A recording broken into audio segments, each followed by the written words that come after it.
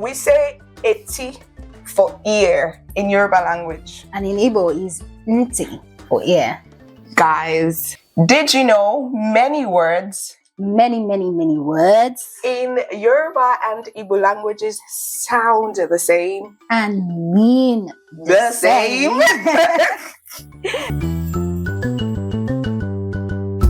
Hi guys, in today's video I've got someone here with me, a very lovely lady, Nkiru aka Kiki. Yeah, hi Kiki, guys. you love me.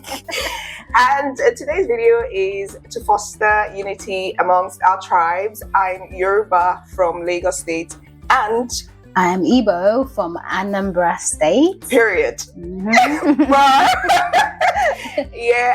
So we're gonna be showing you some magic that we found. It was inspired by a video that I'm going to link much later, but we found too many words are the same, so maybe the languages have the same parent. Most likely. For example, we say okuta for stone, and it's okute in Igbo language. Guys, sound and mean the same. We say eti for ear in Yoruba language, and in Igbo is nti for ear. Guys, we say ejire for twins in Yoruba language, and in Igbo we say ejima. We also say, I think for goat, we say ewure in Yoruba language, and in Igbo is ewu. We just add the re, you know what I mean? Ewu re. And then we say, which one else? Let me give you one. In Igbo we say aka. Oh, that's for hand. We say akpa. See? Yeah, aka, akpa, exactly. aka, ya. Aka Jehovah, the hand of God. I have another one. You know, it's more common for us to say owo, but I think going forward, I'm going to be saying akpa more, just because I want to feel like. Okay. Yeah, so akpa and aka. Period. So we have hen. What do you say hen? Like, how is it called in Yoruba? I hear it's the same. Hen. Akuko. Akuko. I don't know if I'm saying that right. Yeah. I don't know if I'm saying that right. It sounds the same in Igbo language. What do you guys say? Okuko. So we say akuko or adiye. I don't know if I'm saying the akuko right, but we say that, and that's okuko. Okuko. Boy. The Yorubas, drop it in the comment section. Is she saying it rightly? Of course. Look at you. Of course. Then, how do you say how much in Yoruba? Elo. Elo. Spell it. Elo. E-L-O. But the sound. Oh, okay. In Igbo is ole. Is O-L-E. Okay, and you guys, they now add money to the front of the question, egole, because I know that one very well. Okay, so we say elo, ole, that's how much. Yeah, egole, you know, with the Igbos, you know, we like our money. Of course. Is that even a question? Is that a question? I feel like we like our books. Yeah. We like books. We go to school so much. A lot of professors, Don't get me wrong. Igbos also go to school. I think everyone knows, but I think they're more commercially driven. By the way, let's dive from there into, because we're talking about stereotypes that people have for both tribes. I think that's one of them, since we already got into it by accident. Yeah. One of the stereotypes is that my people, I don't think it's just my people. I think generally Nigerians and people who have ties with Nigerians know that the Igbos are commercially driven. Like, in a good way. It's a compliment, actually. Just how you can see straight away that an Igbo man, he's not going to play with his business at all. Full stop. You need to come correct, and you need to come with your ego, or you need to get out. Yep. Yeah.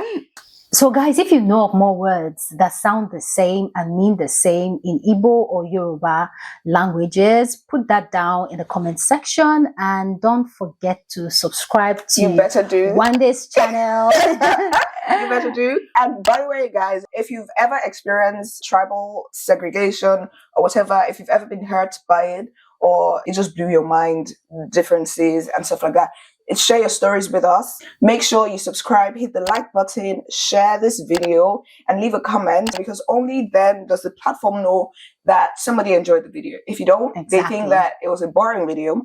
Nobody loves it. Which is not. Girl, you better.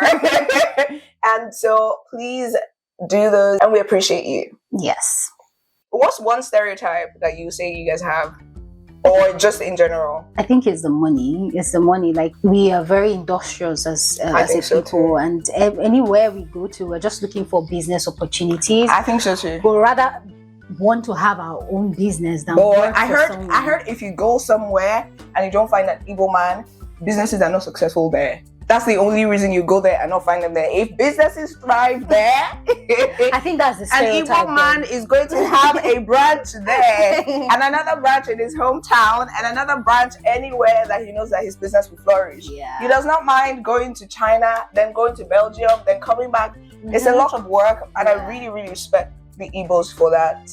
And even the culture, because with Igbo people, with the Igbo people, is that right? Igbo. With the Igbo people, there is the culture of passing down the habit as well. I think that's where the stereotype is, because if you grew up in a business-minded family, it's passed down automatically, and it just keeps on going on for you. Yeah, but I'm even talking about how that people bring people from not very privileged backgrounds, attach them to families in maybe in the city, or even maybe not in the city, but families that are in business and doing well.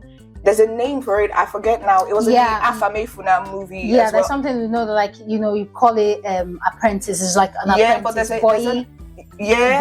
So you go to another family, most likely a businessman, another man that is already established in his business. Then they give you to him as his boy. Exactly. Basically, you help him man his goods, his books, and all of that, and he teaches you the business. Yeah. And once you're done serving him, he releases you and sets you up. And he already gives you contacts and everything, and sets you up. And that way, not only do you already have experience to work with, you have contacts, he gives you goods, you have everything that you need, and he sets you up. For the first 2 months, at least, he gives you and he sets you up. So it's like, and the boys, by the way, the apprentice, the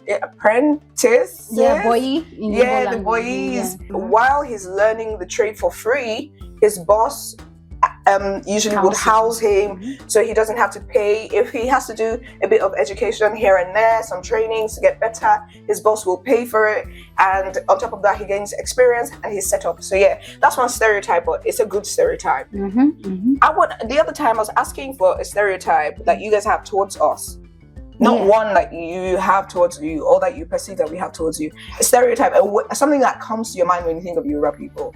Yoruba, the good one, I would say, they're very communal, and they know how to go all the way for that. I mean, other tribes do, but that of Yoruba, it really stands out. Like, if someone is doing a celebration, like the auntie is taking care of this one, the uncle is taking, before you know it, a full-blown event is ready, and you see the couple, they don't have to really stress, and it's really a lovely thing. Even here in diaspora, you see how they're very communal.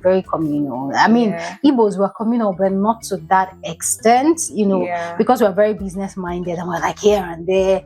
That community, it's a busy tribe. Exactly. So that's the thing with Yorubas, and they're quite studious. When I was doing my masters, all my classmates were Yorubas. Oh, that one we go to school, babe. I don't know what we're doing. Even now I'm in school. Guys, by the way, I have degrees, and I was not forced to go and do any of them. Did you hear that? Degrees. By the way, I think the Igbos also get degrees. It's just that they'll do it if it's going to help their business, for example. True. I'll do it because I have passion for what I'm going to study, and because I want to maybe create something, not necessarily to make money from it. Obviously, eventually, if it brings some profit, that's welcome, and many people would like that, but we just like to gather education, and I don't know why. If I fall in love with an art, and it's not just me, my father, the tribe, if you fall in love with an art, you want to go to school for it, you want to learn an expert level. Yeah. You want to be able to walk into a company and say, I'm very well trained for it. I have blah, blah, blah, blah. Those degrees, we carry them on our heads like crowns. I mean, the when you go to the consulting firm, like the Akintola Williams consulting tax, people have all this consulting. She's talking as if she doesn't also have degrees. Because Igbos also go for degrees a lot. I think, well, yeah, but like you said, how it aids them, like maybe if they want to, like how it aids them, I think. But another thing is, I think that we do similar things. It's just to what degree does what tribe do what? Yeah, I agree. Yeah, so that's it. And there's even this thing that we say, even within the Yoruba clan, that the Ekitis and Ondos, and then Lagosians, especially the Ekitis and Ondos, the way they go to school. So even with the tribe, that's still in general, there's still some terror that within the tribe. Girl, you guys, the tribe, all of us, we go to school to study. We're just reading. Every time we're reading book. Right now, I'm in training. I don't want to talk about it yet. When I'm done, I'll put it up. But somebody's going to think, what did you even need that for? By the time I announce it, but I want to just be done before I talk about it. I'll say, oh, this is going to be the last one, but one time something else will come and I'll be like, you're alive. I think it's good to just keep on learning. Okay, thank you. Thank you. I think it's a good thing. Some people, they might as well just chase all that pursuit, but as far as you're alive and your brain is working, just keep on learning, really. Yeah, I agree. And there's this one. Which one? About soup. The Igbos think that we only eat soup that has oil and water, or like oil and pepper. I don't know. You guys, you need to explain that. Okay, because the Yorubas, when they cook with a lot of oil. So it's not as if we say ofe manu. We call it the manu, like the people of oil. You get what I mean? The manu, which means people of oil, and because of the amount of oil they use, it could be red oil, it could be granite oil, but it's just a lot of oil. The stew, people fry your stew with a lot of oil. The soup, it's a lot of red oil. So the Igbos, not all Igbos, not all. Some Igbos, they've just tagged or termed the Yoruba people Ndi Manu. So that's it. Well, I see where that has come from, but not in a bad way, though. No. Well, if we do something and we do it again and again and again, it makes sense that you attribute it to us. And if that's all that you've seen, again, it makes sense that you attribute it to us. But I think it differs from home to home. I'm from a home, for example, where my mom was from Ondo State, but she mostly made Igbo soups. So we used to make vegetable soup. We have black soup. That's not Igbo soup. No, black soup. You know, Ondos and Edos are from the same old Bendel state. Okay, I didn't know that. I think something like that, but we share space with the Ijos and stuff. That's why till tomorrow, I wonder why the Ondos are considered Southwest. The only similarity is the language. We speak Yoruba. If you're from Ondo State, if you know what I'm talking about, please let me know. So my mom, for example, will do a lot of black soup. She'll do a lot of vegetable soup, egusi soup. Egusi is both Yoruba and Igbo, I think. Yeah. They may make it differently, but it's both Yoruba and Igbo. And she was also careful with how much oil she used.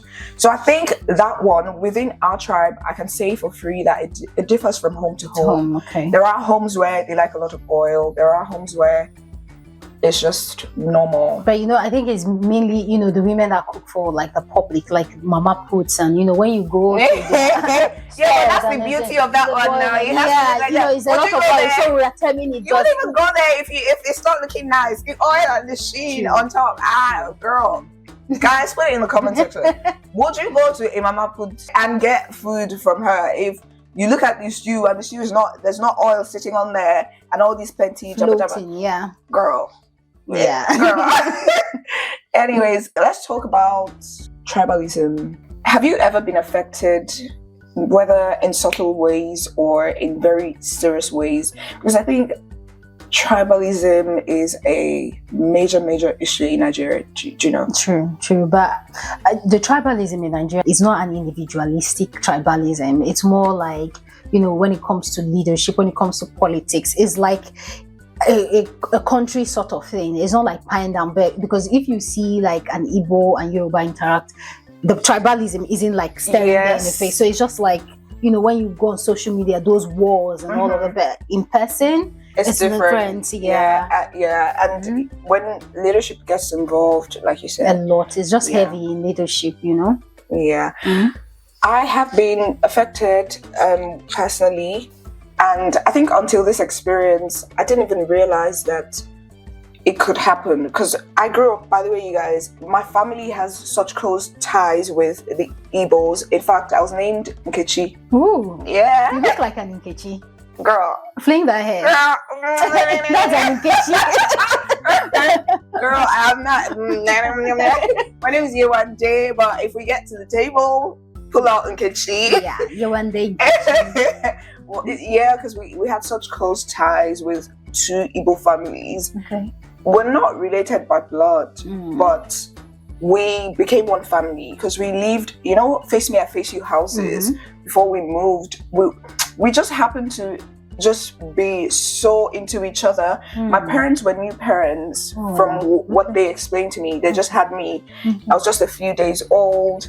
And so our daddy from the Igbo family named me Nkechi. And so I had no idea that tribalism was a thing. Even when I'll be in school and people talk about it, it just never made sense to me, because I have aunties who are, shout out Auntie Chidima, Auntie Eunice of blessed memory, my uncles, Uncle Onyedikachi, Uncle Chidoke, all of them, and mommy, daddy as well, the whole tribe. And on my end, there was also Mama Nonso and her son in the compound. So there was so much intimacy that it was hard. It was hard for me to conceptualize tribalism. Even growing up, I still didn't have any experience that changed that until it was just a few years ago.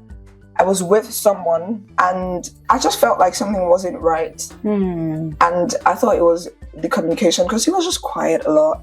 And I knew that he was into me as much as I was into him. So I thought maybe talk about it, mention the things that you're not comfortable with, and see how that goes, which I did. But a few months later, he's engaged and he's getting married. Yeah, during that period where I was, quote unquote, wanting to be by myself because you were not talking to me, and I tried to explain it as calmly as I could, and you just still didn't understand me, or you Did you think didn't. that was like communication barrier or something? No, so it made sense to me that he low-key knew that we couldn't be. Eventually, when I had the conversation to get closure, that's what they call it. He just was like, the tribal thing. And I was like, you knew from the jump. Boy, but God is good. Amen. Because my dad has a philosophy towards life. As long as you do the things that you do with the best of heart and with pure intentions, if it doesn't stay with you, it's not for you. Exactly. And you never know what God averts until time passes and you realize, that was God just doing his thing. The word. So there's no... so I think that moment woke me up to... Are you actually open to Igbo people? Or are you like, are there tribes you just like can't go to? No, do you know, I think since then, I've had a bit of... I'm open to it, but I'm not as open-minded as I used to be. Now I know that there are stereotypes, especially when it comes to dating and marriage. And I'm not somebody who has dated a lot. So, and naturally it takes a while for me to open up. I have not dated a lot, and I'm not going to... I'm not looking to date a lot. Because where we're from, you date to get married or you date... And I still want to keep that. So when you're that way, it takes a lot for you to open up. And when you do open up, you're hoping that if it works, that's where it's headed. And just close that chapter of just... So I think when you go through something like that, you then realize, maybe not everyone is as open-minded as I am. Because I saw the differences. I knew that they were there, but I felt like, well, if our friendship is so good, and we have similar values, and we're attracted to each other, Yeah. then You should surpass that. yeah, it should be. Yeah, that's the type of mind that I had before. But now I think I now have a sprinkle of, even with all of that, somebody may still choose to go with an easier option. Yeah. Not because the person is easy, but because it's probably easier to work out culture. Feels more familiar. It feels more familiar. Yeah, so I'm not as open-minded, but I'm open towards it still. I think that's fair. Yeah. That's fair. By the way, back to words that sound similar and actually have the same meaning in both languages. Okay. We say omi for water. And we say miri for water. Miri for water. Okay, so you guys add ri to omi. Yeah, omi. And we take out the o. And then we add re to ewu for goat. We keep on swapping things here and there. Girl. And we also say for battle or for war, we say ogun. Ogun. Oh, in Igbo language is ogo. Okay. We say ogun. That's like a war, battle, or fight. And then for mouth, we say enu. And in Igbo language is onu. Period. Thank you guys so much for watching. We really hope that you enjoyed today's video and we hope that you watch more. I share a lot of self-development videos. That's my core. But I have recently started doing fun videos, especially ones that can really bring light into simple but touchy things like this. And we're doing that in a fun way so that we're not all serious just because we're sharing serious stuff. You know, it can be fun. Thank you for coming, Kiki. Thank you. Do you love for her? Me. Are you ready? You never ever know beside me again. Okay, she's coming back. Guys, if you want to see Kiki again, put it in the comments. She's back. Yay! Bye-bye. Bye.